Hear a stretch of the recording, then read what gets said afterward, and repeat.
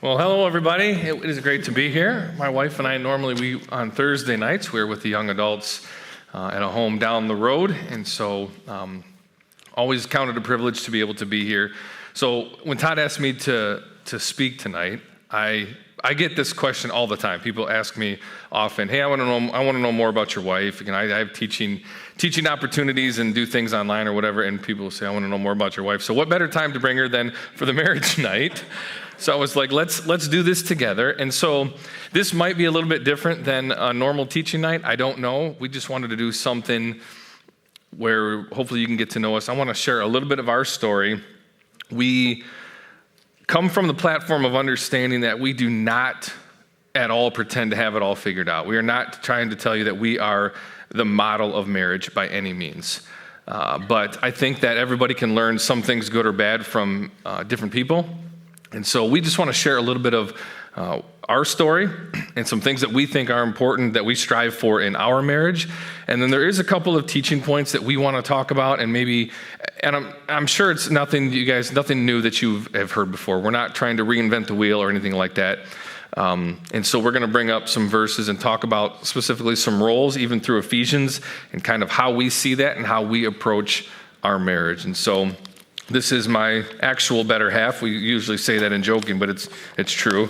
I wouldn't be where I am today without her. So, and you guys are in awesome hands with Todd and Lisa here too, and everybody else that helps out with that as well. The Lottas and the Atkins. You guys are in really good hands. People that are passionate about the Bible and about marriages. So I want to tell you a little bit about our story, just because people ask this all the time. If you're bored, I apologize. You can pretend you're paying attention and scroll through Facebook or something. I don't know what you want. My wife and I met at college at Liberty University, and I had graduated, or was getting ready to graduate, when we started dating. I squeezed 4 years of college into 4.5 because I'm extremely smart. And so weirdly enough, that extra semester was the semester that I met her. And it's funny because it just kind of shows you that God even uses you even through some of your stupidness, right? And just to go, I messed up a little, I was a little bit slower than I should have been in college, but that last semester is when I ended up meeting her. And so, long story short, I graduated and came back home here I am from Michigan, to try to find work. And we had started dating. And in the process, she was taking this marriage and family class, which was extremely valuable for us. I didn't know it at the time. And so she's like, "Hey, I'm taking this marriage and family class. Would you do the homework with me?" And I'm like, "Yeah, this is awesome." So we're dating long distance. She's in Virginia and I'm here. And so we're emailing back and forth, talking on the phone a lot. In the middle of it, my parents were going through a divorce. And so it was very weird for me because I grew up in a Christian home, and Christians don't get divorced. That's just what you assume, right? And so when it was a real thing, my parents were married 25, something like that, 30 years. And when all of the kids were out of the house, they were dealing with that. And I only share that part because it's real, but it really challenged me and her to say, man, we could actually get divorced if we just walk into this and assume it's never going to happen. There are things that can happen in Christians' lives that would tear you apart. And sometimes we just assume that because we're believers that we're going to be fine. And so this marriage and family class really tested our dating relationship and helped us kind of get things on path. And the coolest thing is that most 22-year-olds in the world, they don't, or however old I was, 23, don't really know the direction in their life. And so I was working in a path trying to go into, this is weird, but like golf course management. I know this is what I wanted to do. My degree is actually in sport management, so I graduated and started going down that path. I wanted to run golf courses, so I was working in a golf course. We worked well because my degree was sports medicine, so we both had sports kind of right. in there. I had the business side, she had the medical side, and so we were kind of working through all of that. And I say all that to say, what's amazing about her is that she didn't know that she was marrying a pastor. And like, I believe, God called me to this ministry, the call of ministry in my life after we were married. And so for her to adapt to that and the changes that have taken in our life. I want to just brag on her a little bit to know that, to know what she was getting into. A lot of girls in college will date the pastor to be, and understand a little bit of what they're getting into, never fully, and she didn't. And so our lives, we thought, were headed in one direction: sports medicine, sports management, and that's kind of where we were going to go. And God changed a lot of that. And so she moved to Michigan after her graduation in 2003. Before we were engaged, kind of knowing we were going to get engaged, it was kind of a crazy thing. You knew it. I didn't know it. Yeah, I guess I knew it.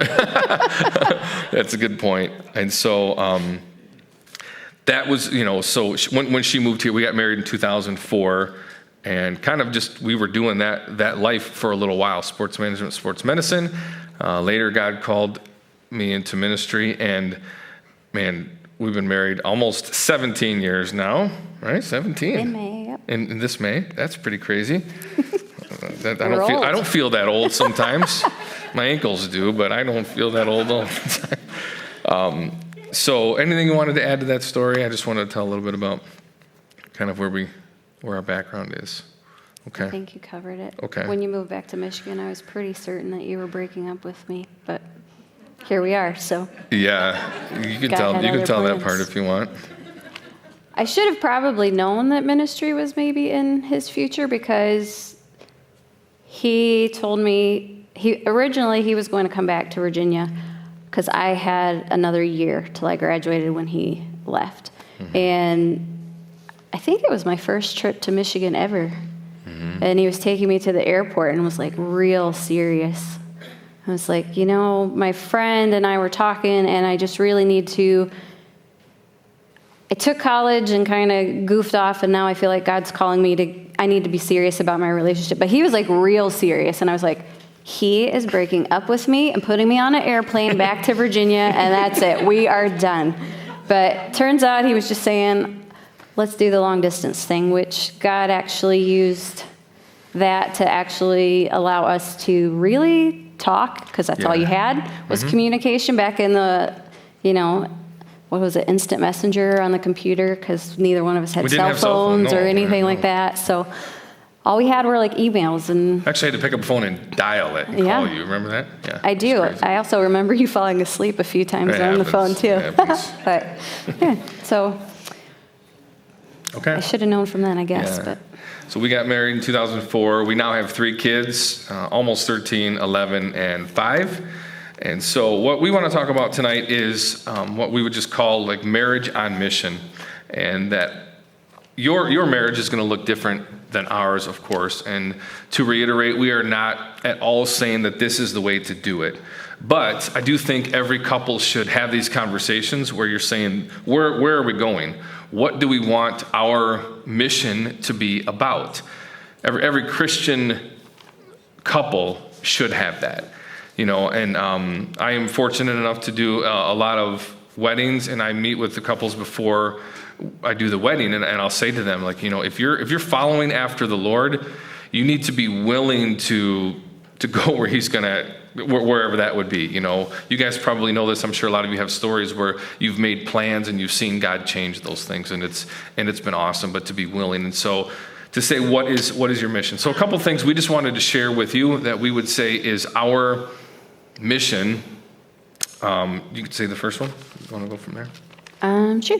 Yeah. We try. I would say we're not always successful, but we try to just be very open-handed. Whether that is with our possessions, with our time, with our family, with our really everything, just being hospitable and open to, if somebody needs it, take it. If God says, this is where I want you to go, this is what I need you to do, I don't know if I feel capable of doing that, but if you're calling me to it, you must be going to fill in the gaps, so here we go. So I think that is one thing that we have just really tried to accomplish, is just keep everything this way and say, okay, you gave it to us anyway, so it's yours to use how you see fit. And an honest answer to that too, how we got there, is because truthfully, so many people have been so giving to us. We've seen God provide in ways, like when I was first in ministry, I was full-time making, $20,000 a year. and we were pregnant, and it's just like, I don't know how things are going to happen. So we have seen so many people be so giving and kind to us, for us to even be where we're at today. Like, we have seen that and said, we need to do this for other people. We want to be people that are open-handed, I guess is the best way that we say it. The opposite of that, is that tight-fisted thing where you grab onto your possessions, your time, your money, your talents, all of that, and you hoard them to yourselves. And we don't want our marriage to be about that at all. That's not to say we don't have our own time, and that's not to say we're perfect by any means, but that's the mindset that we say. And so we see needs, and we hear people and come up with requests, and we say, you know what, we want to do this. We want to help them out. And yeah, sometimes it's hard. Sometimes you want to say no, but we are committed to that, and that's something we try to do. So I would say, as a pastor's wife, I guess that is something that I have had to learn, that keeping that open hand means his time and the things that God has called him to.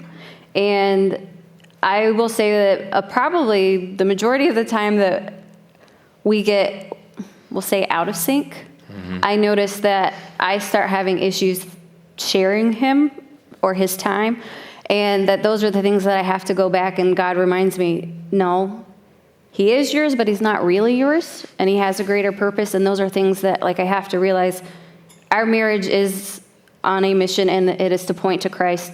His calling is to point to Christ. And as a wife, I have to let some of those things that maybe selfishly I would really like to see or happen, but that's not what I'm called to do. And it's part of my act of worship to God to allow him to do that and fulfill the calling that God has put on him. So the second one for us is, not everybody has kids in here, but maybe you do or will have some someday, but to have our kids see us be real people. So we have opened up dialogue and conversation with our kids and said, we want to be open and honest. And I remember having a perception of my parents as a little kid that I talked about this a little bit with the divorce, but that they were perfect. And I don't think they intended that in any way, shape, or form. I think it might even be a generational thing. I'm not sure, but we just didn't have all of those conversations. And so we have said we want to have those conversations. Sometimes it's probably too much for the kids, and we have to back it off a little bit and say you're a little bit too young maybe at this moment. But we want them to see us be real. We want them to see failures and us admitting that, and see how we respond to those things, and let them know, hey, I'm sorry that I failed you. How can we be better? What's something that mom and dad could do to show you that we love you a little bit more? And we often have those conversations with our kids. So anything you want to add to that? No, I think you covered it. Okay. These are not necessarily in any specific order, but the goal with that, this is kind of part B of that, is that we hope that they know that we love Jesus. And so with the open-handed thing, with the open, honest conversations with our kids, our goal is that they see it as a relationship and not this religion that, I do fear for my kids being pastors' kids, and everything is about the church. You're always here, you're doing that. We have to go this and this so many times. And I grew up with pastors' kids who rebelled and hated their parents, and I've seen a lot of it. And so it does scare me, if I'm honest. And so we talk about that of going, I hope that they just know that we have a relationship with Jesus, and we want people to know that we love Jesus, that it's not a job for me. I don't go to work every day. I serve because I believe it's my calling, and I want to lead people to Jesus. I want to disciple people in Jesus. But if I do that for others and not for my kids, we've failed them, for sure. And so I don't want that at all.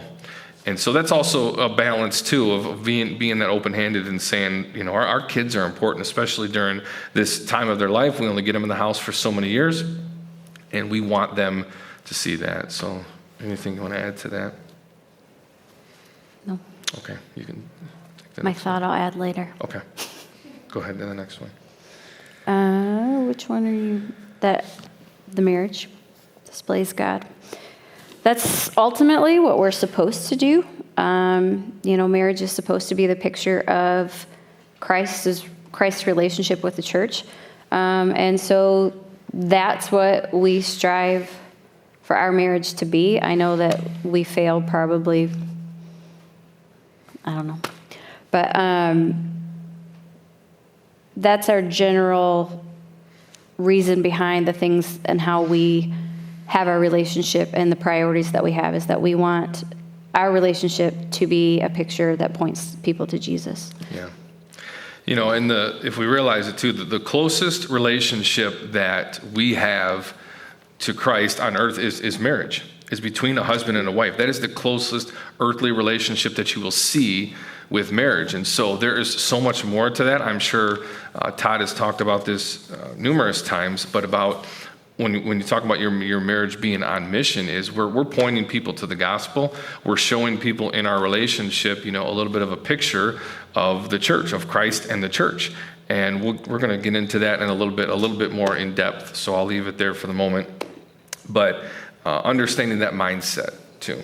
Well, and I think in that, we have to also realize, our marriage relationship is between us, but it's not just us sitting in a room being like, I love you, you're so great.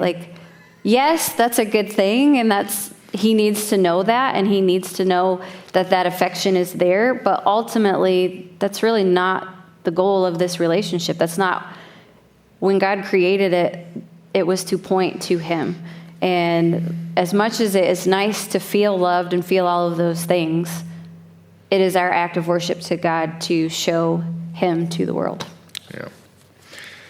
So the next one that we try to be on mission for is team oriented. I think that those words might sound obvious, but it's countercultural, to be honest with you. You guys know this in our world today. The guy goes to work, does his thing. The mom goes to work, stays home, whatever she does her thing. I have my bank account. She has her bank account. We live separate lives. We live secret lives. We're just roommates all the time. That's a common thing in our culture today. And so we talk about being team oriented and not individually doing our own thing. And that's very easy to get caught up in because, she has different interests and different hobbies and things like that. And I have mine. And so we kind of have our visions of the things that we want to do and all of that. But biblically speaking, we have to be in that together, and we have to check and balance that and say, how is this going towards our mission? Yes, you can have free time and hobbies and things like that, but when is it too much? When is it pointing to yourself? When is it all about whatever you want to do? And I don't mean to pick on the guy. I'll pick on the guys, whatever. It is probably a bigger struggle for most men. Men just generally tend to be more independent and to go into their work, and that can be their idol and their identity. And our wives can become second fiddle to that sometimes. That's not to say that women can't, but I do think naturally maybe women have more of a drive for that family orientation, for that teamwork, and guys are often built a little bit more independent. So guys, it's something that we have to work on. I know I have to work on every day, but we want to be team oriented, not going after our own thing. I was recently listening to a sermon, and he gave an example of a lady when I think it was actually on their honeymoon, they stayed at a bed and breakfast, and they asked, what one piece of advice could you give us? And the lady looked at him and said, remember that they are your teammate, not your enemy. They are family, and you should be running together, you should be striving together, you should be striving to build each other up, not competing with them. And I think he and I are kind of naturally competitive people, and it should be something that we're moving towards the same thing as opposed to moving in opposite directions. If we are competing, then we're pulling against each other, and we're not that one flesh that we're meant to be. And I thought that was kind of I need to make sure that we're staying in that lane where we are family, we are on the same team, and we're not competing against each other, we're competing together. Mm-hmm. Yeah, the next one for us, I mentioned this a little bit, is to be game for anything, to be up for anything. Meaning, really, we want to be willing to do ultimately what God has for us. That sometimes means spontaneity and things like that. Before I was here at the Rock 3.5 years ago, I had filled out a resume to literally any place you can ever think of, out of country, out of state. We literally just threw everything out there and said, God, we're going to go wherever you would have us go. And he moved us 10 miles down the road, but it was fine. Yeah, I love it here. But we were saying, hey, we are up for anything. And we want to be those people that when God throws something at us, we say, yeah, what can we take with this? What can we learn from it? If I'm just so stuck on my career path or even my family path or what my house needs to look like, what my everyday needs to look like, then it's easy for me to shut out God. When he comes in and changes things or, has something different for us. And that's happened in so many different ways. We can give you 100 different examples for it. I'm sure you guys have a lot of that in your marriage as well. But being willing is the key. People will ask all the time, when I meet with the couples and they say, be willing to do anything. People ask sometimes, does that mean I have to, people always say this, do I have to move to Africa? People always want to do the most extreme thing. And I would say it doesn't mean that, but it means you should be willing to. And so I would say you should be willing. God may not call you there. He probably won't call you there, but be willing to. If you're shutting things out and saying, I'll do this, but not that, that's a scary thing. I don't want to be in that relationship with God. So anything you want to add to that? Okay. All right. The last one is faithful. We want to be faithful people. For us, that means consistent and dependable. Faithful does not mean that we don't fail each other. That doesn't mean that we don't fail our God. But over time, faithfulness shows. When you have a plan, plans can change. You work through that. We want to be consistent and we want to be dependable. And that means through ministry, through things in life, for our kids, for our friends, for our family, but ultimately faithful to God, saying that his will supersedes anything else. And we are going to be committed to that above anything else. And again, that's going to look different for our relationship than it would for you. But those are kind of, anything you want to add to that? Okay. Nope. That's kind of our goals that we talk about. That this is what we want our marriage to look like. So, all right, I do want to dive into some scripture tonight. And most certainly, you have been through this passage, especially in a marriage class.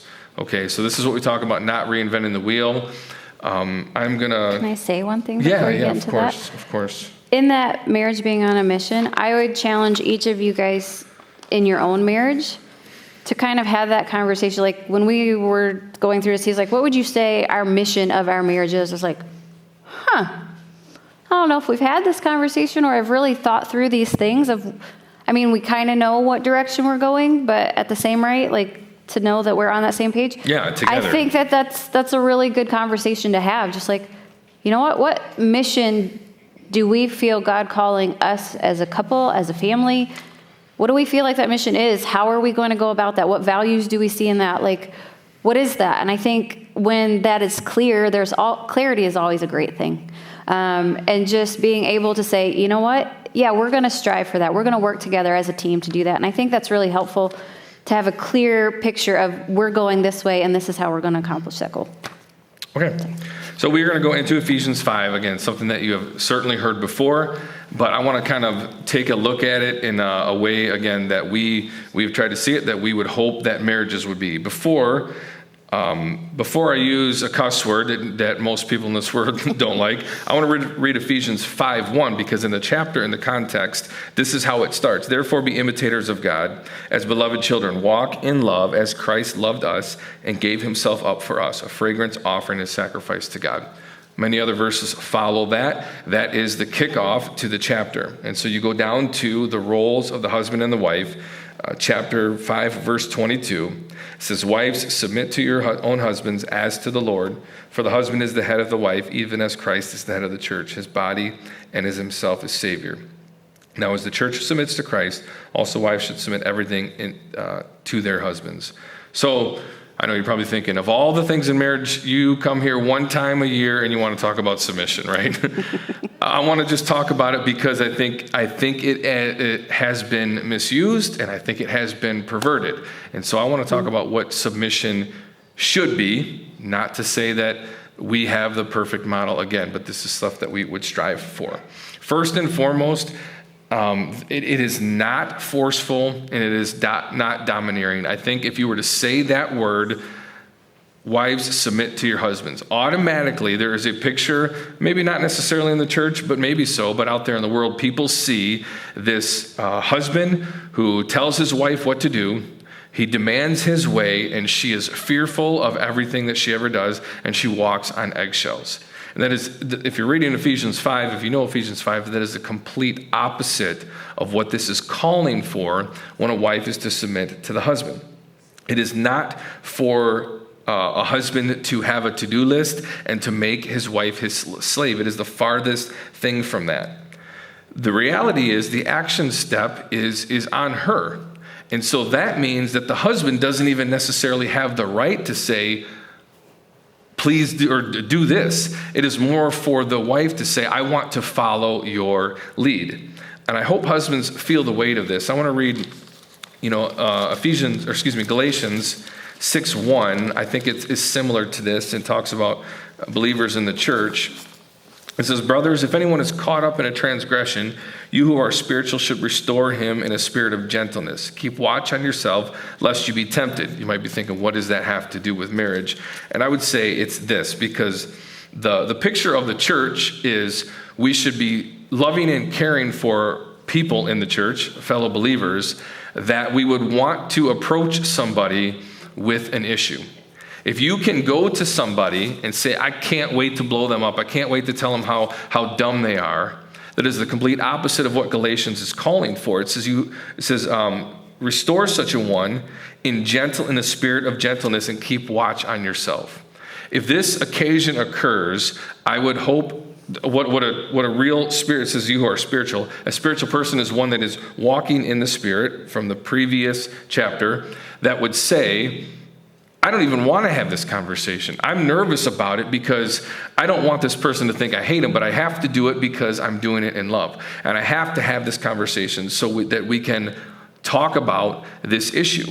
And so I liken that to a domineering husband who would just say, man, I can't wait to tell my wife how wrong she is and how mad I am at her. And when you have that attitude, that is the complete opposite of what what Ephesians is referring to here, right? And we think of the example of submission. Christ submits his will to the Father.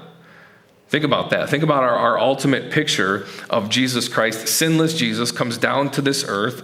Philippians 2 describes this in great beauty of the humility that he has, and he gives himself for us, but then he submits his will to the Father because he's understanding that it is a role. And Jesus doesn't lord his power, pardon the pun, lord his power over us, where he, in all honesty, has the authority to do that. And so a husband could say, well, I have the authority. The Bible says right here, she has to submit to me. That is not the way it's done. It's not the way that Jesus did it for us. He lays down his life for us. He washes his disciples' feet. He does it in a serving way. And that would go to her role, and you can kind of explain your side of that, of then your idea of what that would mean to submit in that. So with the young adults, we're currently going through the book of James, and a couple weeks ago we were in the verses where it talks about submit yourself to the Lord.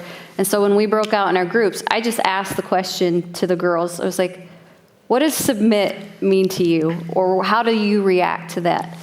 And I got a whole slew of negative adjectives attached to that word. And I said, that is to me very much how the world has educated us of what this is to look like. It shouldn't be a negative thing. Now, I will say some of that, it can be based on the leadership in your home, but that is not, as a wife, that's not what I'm called to do. He could be the worst leader in the world, but God has called me in my own act of worship to submit to him. And I think it's really evident. Peter talks about how a wife can win her husband to the Lord based on her actions. And specifically in that instance, I think it's talking about unbelievers, and you could win him to the Lord in that way. But I also think in other ways, and I have seen it, like I said earlier, when I get in my own selfish world and my own prideful world of, well, he's not doing this and he hasn't done this and does he not see this? And all of those things, there's a rift here and we're not in that one flesh in sync moment anymore. But when maybe in those moments, I don't really want to, but as my act of worship as his wife to God, I choose to submit and I choose to do those things that I know God has called me to do as his wife. Those rifts fix themselves. They aren't as big of a deal, or they don't cause me to feel those. But it's something I have to initiate. It doesn't come naturally. It's not something I always want to do. I don't feel always so joyful in the moment doing it. But it does produce the results. Ultimately, what God is saying, this is the best. This is how you're going to have your best relationship. And so when I get out of those moments where I'm like, well, maybe I know how to do this better, it doesn't usually work out that way. And I can see, you know what? You created marriage. You probably knew what you were doing and why you told me how to do it. So if I do it your way, this is going to go a whole lot better. I should probably just do what you said. So the next one would be to understand that women are by no means second-class citizens. And I think that is sometimes an assumption just by the word submission or by hearing that. And they are not in any way less than men. We are not more powerful or better humans than females. And they are not here to serve men. I know that there are men out there that think that. And that is not at all what the Bible is teaching. But submission should be... trying to move on here because we're a little behind. Submission as recognition. So there does need to be structure. God did place structure in our lives from Genesis 1. From the beginning, he worked structure in this, and God has placed things in order. So it is about structure, not about value. And I think maybe because it's countercultural, the Bible is countercultural, it's hard for us to see it that way. So Jesus submits to his parents when he is a young child. Jesus submits to the governing authorities that he was in. And so in the right setting, Jesus submits to his Father. In the right setting, even the perfect, sinless Savior is submitting to different things. And that is about a role, not about who is more valuable, because Jesus is more valuable than these other things. I think about for us here, and just specifically in the church staff. Technically, Wes is my boss, but in certain aspects, he would submit to the leadership in different ways, depending on where he is at. For me, when I come to a marriage group like this is, I respect Todd and Lisa and what they are doing here, and I say to Todd, what do you want me to do tonight? I'm submitting to his leadership in that and not trying to usurp any other authority that I may or may not have in any other way, because it's not about value at all. It's about that specific role, and it's about that specific structure. And so Wes would say the same thing when he goes to preach for Brian or Michael at youth camp. He goes in and says, tell me what you want me to say. Tell me what I'm preaching on, when to come in, when to leave. I'm not going to come in and tell you how to run things, right? Even though technically he is his boss over me, over Brian. And it's more about that structure, not the value. Any points for that? Okay. And then submission as a response. And so it should be an inclination. This is a little bit like we talked about with being submitted to God's will. We should have a willing heart. It should be that idea of I'm willing to do what God would have. I'm not forced to do anything, or I don't have to do all of these different things. But, and so what this means in an everyday sense is that without question, the wife can have opinions and values and conversations and anything, vision and all of that, dreams, and talk about life and what we want to do. And so for a husband to shut that down would not be to be a godly leader. That would be a domineering type of way. You think of a good scenario at any workplace. A good boss is somebody who lets his team dream. And he says, you know what? I'm here. The boss says, I'm here to serve you. This is your salary. This is your resources. Go and create vision for this. We just need to accomplish this. When he comes in and micromanages and changes things and changes the vision on what they're trying to do, in that way, it is being a bad boss. And so a good leader ought to be somebody who allows their wife to say, dream. You know, what do you want to do? What do you want our life to be? Where do you want the kids to go to school? Now, ultimately, like, it is not a flippant, passive responsibility where I say, you do everything, I'm going to sit back. But it means I want you to dream about this family and dream about our home and to dream about our ministry. What can we do? And at the end of the day, we go to the Lord, I go to the Lord, and I'll make a decision with that and say, this is what I believe. And there's times where I'm like, I don't feel right doing this right now. Let's wait on it just a little bit. But the guy, the male does need to initiate the ultimate decision where it's like, yeah, I am on page with this. Sometimes males can be passive and just, I don't even want to deal with it. And so they walk away, and that's not structure. That's not working together. That's not marriage on mission at all. That's passive laziness. So thoughts on any of that? I think it's good to realize, like, when you read in Genesis, like, he says it's not good for man to be alone, so he creates a helper suitable for you. I'm not meant to do the same job he is meant to do.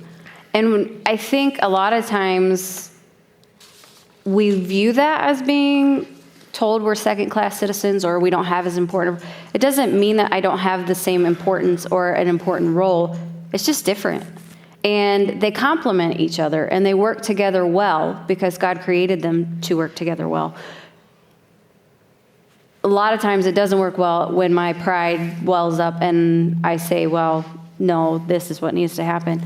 But I think when we see those roles and we fall in line with how God, like, it encourages him to be the leader he should be. And I am so grateful in our marriage that he allows me to have conversation and to talk things out, and he considers my opinion and my thoughts.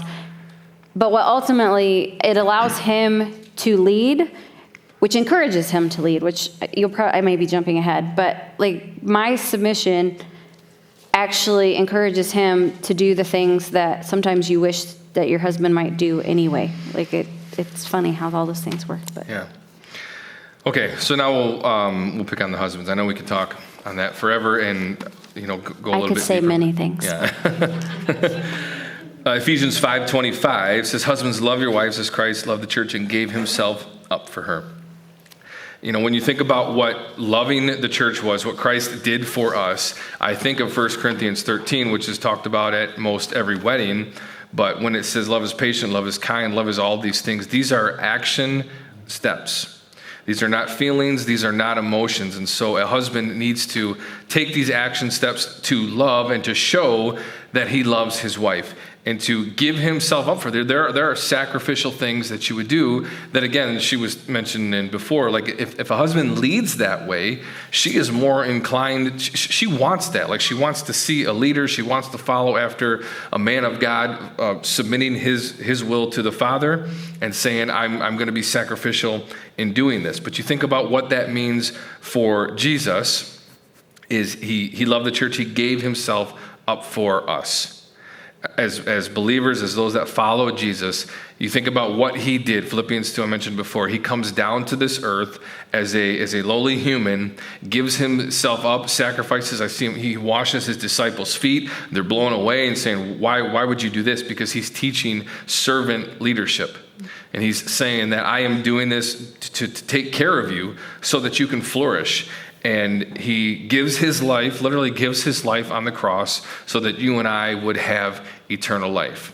If marriage is a picture of Christ and the church, then husbands ought to be dying to themselves to say, you know what, I want to lead you. I want to sacrifice things for you. I want to give up some things so that you can flourish, so that the family can flourish, and so that our mission is on point.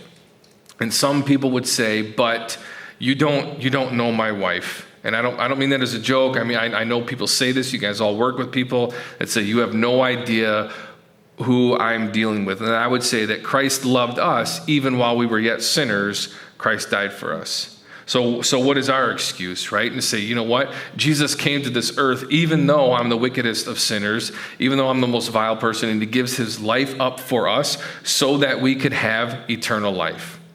And for me to say, She said one nasty thing for me today. For me to have something like that in comparison to what I have been to Christ is, in all honesty, is blasphemous.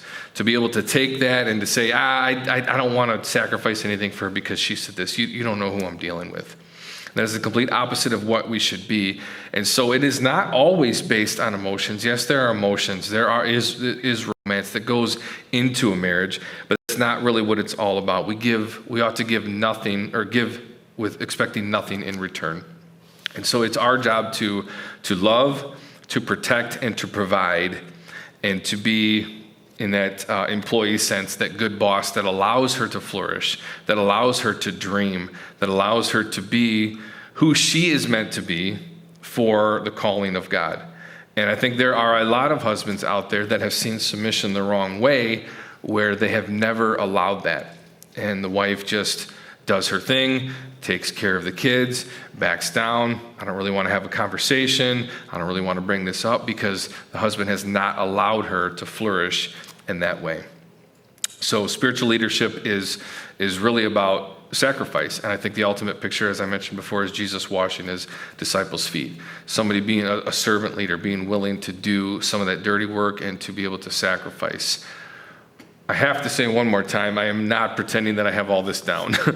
I have not done this perfect in any way, but we definitely see this as the model of something that we strive for and say this is what we want our marriage to be. So I know there's a lot in there. We kind of went through a lot of things fast. I don't want to destroy your whole night. You guys are going to break out into groups in a minute. So a final thought on what I rambled on there. I just think he just talked about Jesus washing the disciples' feet, and Wes talked about that a few weeks ago. And I thought one of the things that he said was so true in this, that discipleship starts in the home. And all of those mission statements or whatever that we would say we want our marriage to be doing, we will not accomplish those things if I'm not trying to treat him in the manner that I'm supposed to, and he's not treating me in the manner that he's supposed to, that we should be discipling each other for those missions to even be potentially a success. Okay.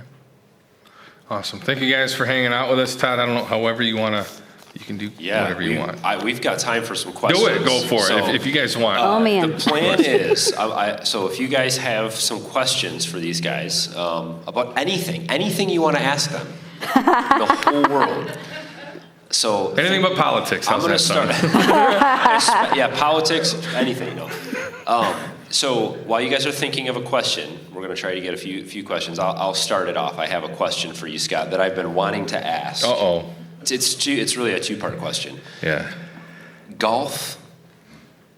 I know. Management. I know. So I want to know what led you to that. Have you ever played golf? Okay, yes. That's it, man. I don't know. Okay. I fell in love with the game of golf. I've always been a sports person. The older I get, probably the farther I get away from that, just because life gets a little bit more serious. And so, my dad told me, he said, you can do anything you want to do. And I'm like, well, all I want to do is sports, and I'm not good enough to be in the NBA or play on the PGA Tour. And he was like, did you know there's a degree called sport management? And I'm like, I'm in. Didn't even know what it meant. Signed up for it. Obviously, it was not my calling in life. I just wanted to be around golf courses. It played out well, obviously. It played out really well, yeah. So the second part to that question is, okay, so you went to school for this degree and then you find yourself now in ministry. So I know you guys have shared a bit of that story, but what led you ultimately to ministry, and how because you were on a different path as well. Mm-hmm. So what did that look like to you when that all went down? Maybe share a little bit more about that specifically. Wow. Yeah. For me, when I look back, I know it was a fight for many years prior to feeling that, but not understanding it and going, I know I'm drawn to this, but I don't quite get it. Some of it was not knowing. Some of it was probably just being scared to commit to it. I could make excuses or whatever, but there was one service at my old church, Faith Waterford, where it was a men's event, and he just said, he preached a story about the prodigal son, not that I was necessarily the prodigal son, but he was preaching about guys in ministry, and you know that God has called you to full-time ministry, and you have yet to surrender to that. And I knew God was talking to me that night. So that's a really short version of it. Yeah, that was 15 years ago. I would say, in addition to that, our church was also starting a new location, and we're asking 300 families from the one location to go help plant, start, whatever word you want to use, the other location. And sitting there, I just felt, I was like, you need to go talk to our pastor. Like, you're supposed to do something here. I don't know what it is. You're supposed to do something. So he was working at a golf course at the time. I was working $8 an hour, baby. I was working at a sports medicine office, and he was like, I emailed our pastor. I have a meeting with him. I'm like, okay, great. I went to work, came home. I'm like, so how'd it go? He's like, well, he offered me a job. And I was like, oh, yeah. Okay. So are you taking it? Like, that's kind of where we went. Yeah. The rest is history. It's crazy, though. Sometimes that's how God works in strange ways. So anyone else have a question for these guys that we can, anybody have anything that they wondered? All right, Brian. I think the golf management thing is an amazing idea. You feel my love, Brian. I know. I wish I would have knew about that before nursing school. It doesn't pay well, Brian. I had to leave. It sounds amazing. Yeah, ministry pays great, so. But, yeah, right. No, but a serious question, though. When you talked about the spontaneousness and just willing to do anything God calls you to do, like, where did that come from? Where did that start with you guys? Because that just seems daunting. It does. Yeah. I will agree with you. It does. I think probably the easiest answer right now is we've seen God do when we were, I don't even know if I would say what our first step of doing that was. Intentional, more probably accidental. Yeah, that's a fair way to say it. We stumbled into it, I would say. And I think the more that we have seen God do things that we can't explain, and we have no idea where it came from, now we're like, you know what? Sure. Like, case in point, his old job before we were here, both of us, 6 months prior to him resigning, just felt God saying, you're done here. And it was a separate thing, but then we came back together, and I was like, I think God's calling us somewhere else. I felt it. He felt it. We had the conversation like, well, maybe we should wait till the end of the year, kind of a thing. Maybe another meeting. He texted me. He's like, so I resigned today. I was like, okay. And I can tell you, like, the day we were leaving the church, it was so emotional, and everybody's like, oh, where are you guys going? It's like, I don't know. Well, what job do you have? I don't know. Don't you have 3 kids? Yep. Do you have, yeah, I do. Are you scared? Are you upset that he did that? I was like, no. And I can honestly say that peace came from God. And literally, he was done on a Friday, and on Monday, someone from the church called and said, hey, can you come do this job for me? I had people walk out, and that job ended. He had another person. And we had a good, was it a year or more in between? And he was miserable. He's like, I know God has called me to ministry, and I am not in ministry, and this is driving me crazy.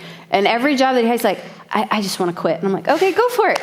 I don't know. God he takes care of it. I don't know. And I think it's terrifying. We considered, like he said, going all over the world. We considered going to Haiti. We considered going to Greece.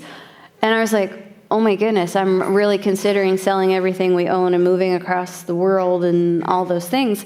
But in the same right, there was such a peace because we knew it was from God that it was okay. It is very daunting, though. I would say my short, she said it well, my short answer to all of that was For me, the fighting, what I would call it, looking back, the fighting for the 3-4 years of not committing to ministry, and then seeing when I finally surrendered, God just said, here you go. I don't want to fight that anymore. I just want to say, I trust you. I think is a short way to say that I've learned through time. Yeah. That's good. One of the hardest things to do, I think, probably is to have that kind of faith and trust, and dive off the cliff into unknown. So one more question. Somebody have one more question for these guys? All right, we'll get to. We got time. Can you guys tell a story of one of the most miraculous things that the Lord's done in your life? Wow. I mean, the one that I think I almost feel, I don't know, you kind of said it, but the one I almost feel guilty telling it, because when I met with I emailed my pastor, I didn't even know what to say. And when I said, I know God's calling me into ministry, and I have no idea what that means. Could I meet with you? For him to offer me a job on the spot like that to me was miraculous, because I feel guilty saying this, because I know that there are people that fight that for years and years and end up going to more and more school and doing things. And I felt like it was gifted to me. And in some ways I feel guilty for that. I was like, wow, I thought it would be more of a fight. How is this so true? That's one of the craziest stories. And again, Ashley, I feel bad telling that, because it was just what God decided to do. And that's not everybody's story. So, was that cheating? Was that answer cheating? No. Well, the funny thing, I'll be trying to be quick. My side of that story, when I moved to Michigan, and I think a month later or so was when we got engaged. That was a bigger miracle. Her saying yes. Yeah. She fell for it. He essentially, I don't know that you specifically said, I feel God calling me into ministry, but he wanted to pursue Athletes in Action, and I don't know if anybody's familiar with that, but he had an interview to go to U of M and to work with their Athletes in Action, which, Go Blue. Biggest Michigan fan ever here, this is great. Well, little did we know, in that process, I had to do it too. I was working, I had a job, I needed to drop everything. They're like, you both need to move here, you both will have to raise your own support. I panicked. I said, nope, not doing that. I can't do that. How are we going to raise enough money for the two of us? We're going to have 2 apartments. The logical side of my brain said, nope, not happening. I felt really guilty. I was like, oh my goodness, and he was so kind. He's like, okay, it's a no, then I'm telling him no. In my mind, I thought, well, did I just totally ruin God's calling for him because I said no and I didn't have enough faith that God was going to work it out? And then here, 3 years later, that we both kind of felt this thing, and he went and he got it. I was like, I didn't totally wreck it. Yay. It was like, okay, I said no, but God can still redeem my mistake, or what I should have been trusting. I should have trusted that it was okay. God would have taken it. And I was so relieved that I'm like, okay, I didn't totally wreck it. So totally different sides, but. All right, here we go. So y'all were talking about how you kind of live your marriage with an open hand. Mm-hmm. What would you say for each of you? Because I have a feeling the answers are going to be a little different. But what was the hardest thing to keep open in your marriage that caused a lot of tension between the two of you? That's a tough question. That is tough. Wow. Griff, Stumper, McGee. I don't mean to sound like a bailout. For me, it's my time. I am honestly an introvert. I love sitting at home, just doing nothing. I really do. And so I fight. And I don't mean to sound. This is gonna sound like I love people. I really do. But I recharge when I'm home, and Or on the golf course. Or on the golf course. Yeah, so time, because here's the thing that I have learned in ministry is The job is literally never done. There's always something else it can do. And I fight the guilt of, honestly, just honestly speaking, not knowing every one of you in this room as part of my church. I fight the guilt of that, going, man, I should know everything about them. I should take them out to dinner. I should do all of that. And so time is a fight for me. And yeah. Did that answer it? You can do yours.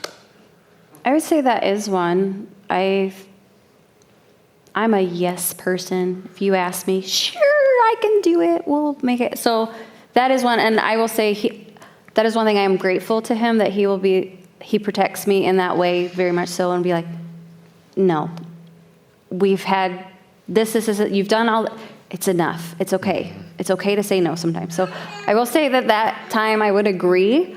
I will say probably for me,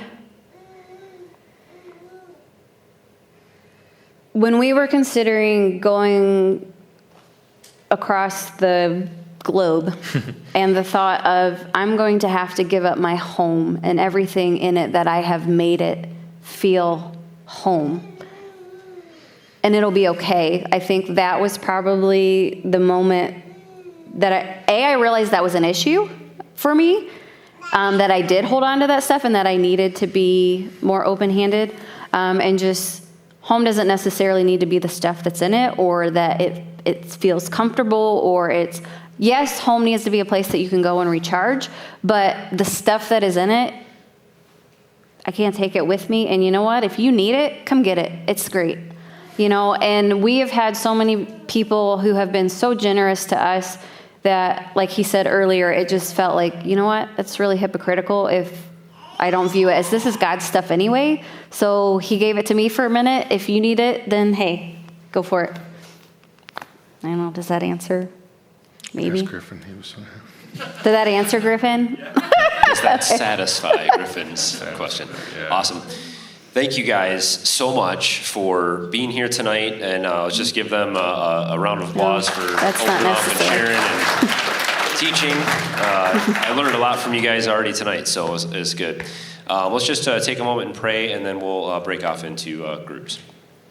Dear Father, Lord, we are just blessed and thankful for the testimony, the teaching, your word, and just how it's revealed to us all in different ways and through different experiences and through true miracles, Lord. You speak to us, and it's just so great to hear stories of how you have been faithful to these guys and so many others, Lord. What an inspiring thing it is, Lord, to just take that leap of faith into your arms. And Father, we just ask that you just nudge us, push us, help us to grow closer to you, and challenge us, God, and we'll be there to take the challenge. Lord, please be with the night, the small groups, conversation, and just ask that you watch over us as we go about our weeks. Through Jesus we pray. Amen.